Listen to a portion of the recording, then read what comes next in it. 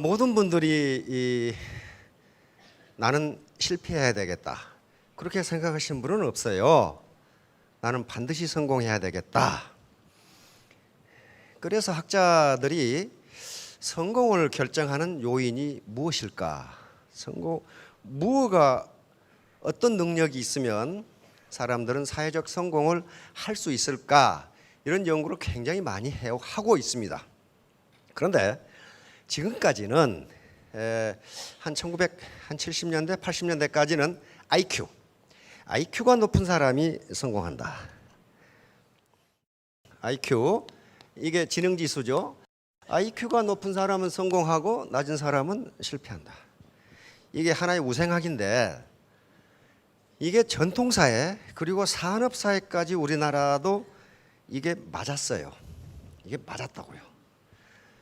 학교 공부를 잘한다는 이유로 평생 편하고 돈 벌고 존경받으면서 살았다고요. 연세 지긋하신 분 중에 사법고시 합격한 분 있죠? 사법고시 합격을 하면요, 판검사로 임용돼서 평생 존경받으면서 잘 먹고 잘 살았어요. 뭐 때문에? 단지 학교 공부를 잘한다는 이유 때문에. 그렇잖아요. 그 당시 사법고시 많이 뽑아야 100명, 적게 뽑으면 80명밖에 안 뽑았잖아요. 지금 몇 명 뽑습니까? 1000명 뽑죠. 1000명. 거기다가 로스쿨에서 계속 나오죠. 그러니까 지금 통계를 보면은 사법고시 합격자의 40%가 백수예요. 일자리가 없어요. 자격증을 가졌다는 것 자체가 소득을 보장해주지 않는다예요. 그 자격증을 가지고 있으면서 거기서 자기 능력을 발휘한 사람만 더 많은 소득을 올릴 수 있는 시대가 됐다. 다른 것들도 얼마든지 있습니다. 그래서 이제 학자들이 도대체 요 사회적 성공을 보장하는 것이 IQ가 아닌 것 같다예요.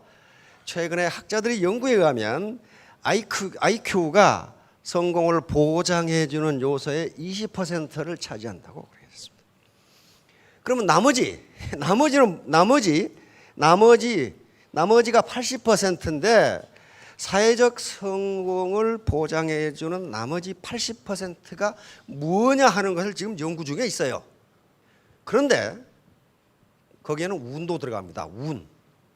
IQ보다도 운이 더 중요하다고 나와요. 왜 운이 중요해요? 여러분들 지금 운 좋지요? 이 정보를 얻을 수 있으니까. 예를 들면 이런 거예요. 빌 게이츠가 머리가 좋아서 성공했느냐? 아니다, 운이 좋았다, 그렇게 돼 있어요. 아웃라이저라는 책이 시중에 있죠. 말콤 그래드웨이라는 사람이 그 책을 써가지고 베스트셀러가 되면서 뭐가 바뀌었느냐? IQ가 좋은 사람이 성공한다는 개념이 완전히 바뀌었어요. 그렇지 않다예요. 그렇지 않다. 그럼 운은 본인이 결정하는 게 아니잖아요. 그렇죠? 그래서 운이 차지하는 비중이 있는데 학자들이 연구해 그 운도 운이라는 것도 자기 하기 나름이다. 예를 들면 빌 게이츠가 다녔던 사립고등학교에 컴퓨터가 있었는데 그러면 그 학교에 빌 게이츠 혼자 있었느냐 이거예요. 아니잖아요. 그 학교에 수백 명의 학생이 있었는데 빌 게이츠만 컴퓨터에 관심을 가졌던 거예요. 그러니까 컴퓨터가 있는 사립학교에 들어갔다는 것은 운이야. 그렇죠? 그 운을 내 것으로 행운으로 만든 것은 빌 게이츠 자신이에요. 빌 게이츠 부모가 부자했어요. 그래서 그 컴퓨터 클럽의 예산이 떨어지자 그 학부모들이 컴퓨터 클럽에 예산을 대줬어. 그것도 운이잖아요. 운. 그런데 그러면 그 컴퓨터 클럽에 빌 게이츠만 있었냐 이거야. 수백 명이 있었는데. 그러니까 운이라는 것은 자기에게 어떤 나타나는 현상인데 그것을 이용하는 경우에 행운이 된다는 거예요. 그래서 이제 이 80% 중에 개인의 사회적 성공을 결정하는 가장 중요한 요소를 뭐라고 보느냐 하면은 자제력이라고 봅니다. 자제력. 다시 말하면 자기 통제 능력이에요. 자기 통제 능력입니다. 스스로 자신이 자신을 통제하는, 컨트롤하는 능력. 이게 셀프 컨트롤이죠. 자신이 자신을 통제하는 능력이 사회적 성공의 거의 대부분을 설명한다고 돼 있어요. 히말라야를 등반하는 사람이 정상을 정복하기 위해서는 중간에 몇천 미터 올라가면 산소 부족증 생기죠. 숨쉬기 힘들고 피곤하고 위험하고, 그걸 참지 않으면 정상을 정복할 수가 없어요. 그거 히말라야 올라가는데 서울대 나와야 올라갑니까? 그 머리로 올라가는 게 아니에요. 뭘로? 나 자신을 내가 컨트롤하면서 올라가는 거예요. 힘들지만 참고 올라간단 말이에요. 이 자제력이 성공을 결정하는 거의 80%를 설명한다고 돼 있어요. 지금 연구가 계속되고 있어요. 미국에서 많은 학자들이 도대체 IQ 말고 사회적 성공을 결정하는 인자가 무엇일까? 그거 찾아내면 되잖아요. 찾아내는데 아직까지는 자제력, 셀프 컨트롤 능력이 가장 중요하다, 이렇게 나와 있어요. 자, 제가 오늘 하려고 하는 것은 지피직입니다. 이제 사업을 하시는데 이거 우선 많이 들어본 말 같죠? 예, 손자병법에 있는 이야기입니다. G는 RG자고 P는 너 P자입니다. 저 P. 나 말고 상대방. 요 기는 자기니까 상대방을 알고, 이게 병법이니까 통상은 적을 알고 나를 알면 100점 불태, 100번 싸워도 이태롭지 않다, 이렇게 돼 있는데, 그러나 이게 손자병법이 오늘날은 병법서라기보다도 기업 경영서, 그리고 대인 처세술, 그리고 국제관의 협상이라든가 외교, 이런 문제 하도 많이 쓰이기 때문에 여기서 P는 상대방입니다. 상대방을 알고 나를 알면 100번 싸워도 이태롭지 않다. 다시 말하면 상대방을 알고 나를 알면 100번 비즈니스를 해도 손해보지 않는다, 그런 말이에요 지금. 자, 그러면 이제 먼저 이겨놓고 전쟁을 시작하는 방법이 뭐냐? 그게 지피직이에요. 나를 알고 상대를 알면 100번 싸워도 위태롭지 않다. 100점 100승 그 말은 없어요. 어떻게 100승을 합니까? 아무리 나를 알고 상대를 알아도요 100승 못합니다. 나를 알고 상대를 알아보니까 상대가 너무 세면 어떻게 됩니까? 도망가면 돼. 그렇죠? 전쟁 안 하면 되는 거예요. 그게 승리는 아니에요. 그러나 위험하진 않아요. 그렇죠? 부지피 이는 빠십니다. 그러나 상대를 알고 나를 모르면 1승1부, 한 번은 이기고 한 번 진다. 그러니까 성공 확률이 몇 퍼센트다? 50%다. 나는 알아. 그런데 상대를 몰라. 여기 비즈니스 상대는 뭐예요? 고객이라든가 시장이라든가 경쟁자들이라든가 정부의 정책이라든가 그런 것들이 전부 상대예요. 그걸 모르고 나는 알아. 내가 이 능력이 있다. 나 이거 좋아한다. 내 자금도 있다. 그렇게 해가지고는 안 된다는 거예요. 그건 성공 확률 50%밖에 안 된다. 그런데 마지막에 최악이에요. 부직이. 나도 모르고 상대도 몰라. 요건 어떻게 된다? 할 때마다 이태롭다. 내전 필태. 싸울 때마다 이태롭다. 비즈니스를 할 때마다 이태롭다. 지피지기는 바로 승병선승, 이겨놓고 싸움을 시작하는 전제 조건이 지피지기예요. 나도 모르고 상대도 모르면 안 된다는 거예요. 이길 수가 없어요. 그래서 요 GP는 군사 전쟁 같으면 적이지만은 적이 될 수도 있고, 여기에 사업을 할 건가 말 건가를 결정하시는 분이라면 가장 상대로서 중요한 상대가 누구냐면 회사예요. 회사. 이 회사가 어떤 회사냐 하는 걸 알아야 될 거 아니에요. 그래서 경영자가 사기꾼이냐 아니냐 이것도 알아봐야 되고, 능력이 있느냐, 경쟁자, 동료, 상관, 부하, 고객, 거래처, 시장, 이런 것들 전부 상대예요. 이걸 모르고 저거 하면 돈 번다는데 그렇게 해가지고는 안 된다는 거예요. 그리고 지키는 자기를 아는 건데 자기를 아는 것은 크게 세 가지입니다. 자기의 능력, 육체적 조건, 그리고 정신적 조건이에요. 몸이 약해서 뛸 수 없다, 여러 가지 문제가 있다, 이건 자기가 알면 돼요. 그렇죠? 모를 때 문제가 있어요. 모를 때. 내 정신적 조건, 나는 반드시 성공하겠다는 각오가 되어 있느냐, 되면 좋고 안 되면 그만이고, 이 세 가지 조건에 대해서 자기를 한번 돌아봐야 된다는 거예요. 자, 그래서 스포츠 경기, 요 지금 히딩크 감독인데요. 맨날 예선에 떨어지던 우리 축구 대표팀을 월드컵 4강까지 끌어올렸다면 이분의 지도력이 보통이 아니잖아요. 지피지기를 한 거예요. 자, 그러면 이제 나를 아는 건데, 나를 아는 거. 우선 아리스토텔레스가 인간은 사회적 동물이다 이렇게 이야기한 것은 인간은 혼자 살아갈 수 없다야. 혼자 살아갈 수 없다. 인간이 혼자 살아가면요, 아리스토텔레스는 뭐라고 그랬냐면 그놈은 야수 아니면 신이다 그랬어요. 그리고 그놈이 무슨 행동을 하건 아무 상관이 없다.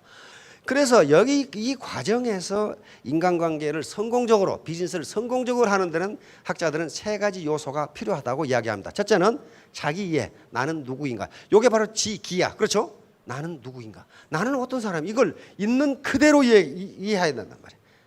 있는 저걸 포장하거나 비하하거나 또는 과장하거나 숨기거나 그게 아니고 있는 그대로 이해한다. 그 다음에 셀프 액셉팅, 자기 수용이에요. 그걸 그냥 받아들이는 거예요. 아, 나는 그런 사람이네 하고 받아들이는 거예요. 그러면서 자기를 사랑하는 겁니다. 나는 이게 말더듬이다. 우리 부모가 나를 왜 이렇게 낳았을까? 그런 게 아니고 그냥 받아들이고 나도 장점이 있지 하고 받아들이는 거예요. 세 번째는 셀프 오프닝, 나는 이런 사람입니다 라고 이야기하는 거예요. 이렇게 되면 굉장히 관계가 친해진답니다. 사람이 자기 진심을 숨기고 있을 때 그 사람하고는 상대방도 자기 진심을 얘기를 안 해요. 그리고 어떻게 하면 서로 겉도지요. 겉돌면서 뭐라고 합니까? 아주 의례적인 얘기만 하죠. 의례적인, 아주 가식적인 웃음을 웃으면서. 그래서 나를 분석하는 기법이 있습니다. 이걸 스워트 분석이라고 그럽니다. 비즈니스에서 스워트 분석은 마케팅에 영향을 미치는 요소가 내부적인 요소가 있고 외부적인 요소가 있어요. 내부적인 요소, 나 자신을 생각했어요. 나 자신의 강점이 있고 약점이 있고, 외부적인 요소에 opportunity, 기회가 있고 위험 요소가 있어요. 이 사람이 만든 건데 스탠퍼드 대학에서. 자, 요겁니다. 스워트 분석. 사업자 개인의 강점이 있습니다. 강점이 있어요. 강점은 수백 가지가 있을 수가 있기 때문에 그 중에 나의 강점이 무엇인가 하는 거예요. 외모, 체력, 친화력, 인맥, 학력, 경험, 언변, 설득력, 미소, 열정, 인내, 이런 게 전부 다 강점이에요.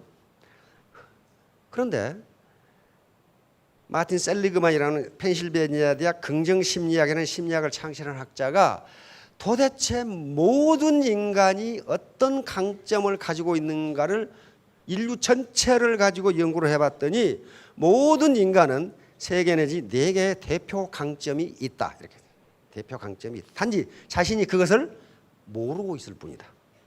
모든 인간은 대표 강점이 있다. 그 강점을 살리고 치명적인 약점을 보완하면 그분이 그 책을 쓴 이유는 뭐냐면은 인간은 행복하게 살 수 있다. 이렇게 돼 있어요. 모든 인간은 강점이 있다. 약점은 이런 것의 약점이에요. 이런 것이 약점인데 강점과 약점은요, 그것이 절대적이거나 고정적인 게 아니라는 거예요. 다시 말하면 강점이라고 생각하는 것이 잘못 쓰면 약점이 되고 약점을 잘 활용하면 강점이 되고 그렇다는 거예요. 예를 들면 여기에 언변, 설득력, 강의 능력. 말 잘한다고 지 혼자 계속 말하면 어떻게 됩니까?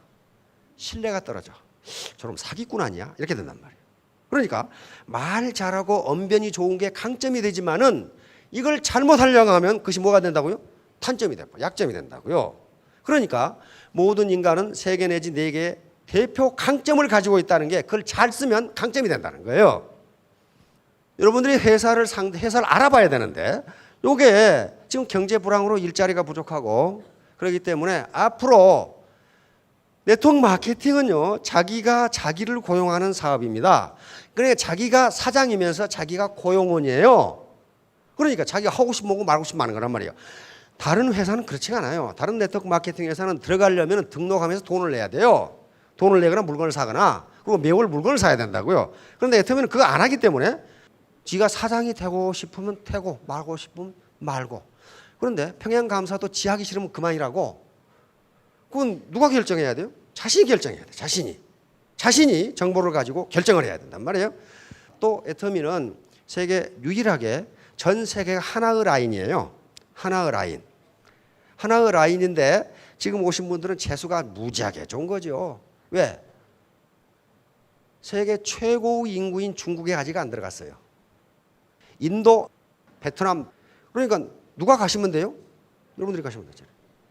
그 다음에 요 위험 요소는 아직도 네트워크 마케팅에 대한 사회적 인식이 나쁘다. 그러겠죠? 이게 굉장한 위험 요소. 그리고 애터미가 잘 되니까, 잘 되면 어떻게 됩니까? 안 될 때 도와주는 놈은 없는데 잘 될 때 뜯어먹는 놈은 또 무지하게 많아요. 그래서 강점과 약점은 비즈니스를 하는데 긍정적으로 작용할 것이냐 부정적으로 작용할 것이냐 하는데 결코 절대적인 것이 아니다. 미모가 뛰어나다 강점이 될 수 있는데요. 그것 때문에 또 일이 안 될 수가 있어요. 저 여자는 얼굴만 파나? 그렇게 되면은 안 된단 말이에요. 자, 약점을 강점으로 활용한 사람. 늘 말씀드리지만은 약점이 아니다는 거예요. 그걸 자기 활용하기에 따라서 강점이 될 수 있다. 가장 대표적인 사람 몇 사람을 들었어요? 마시다 고노스케. 여러분 저 서울에 가면 지금도 파나소닉 있죠?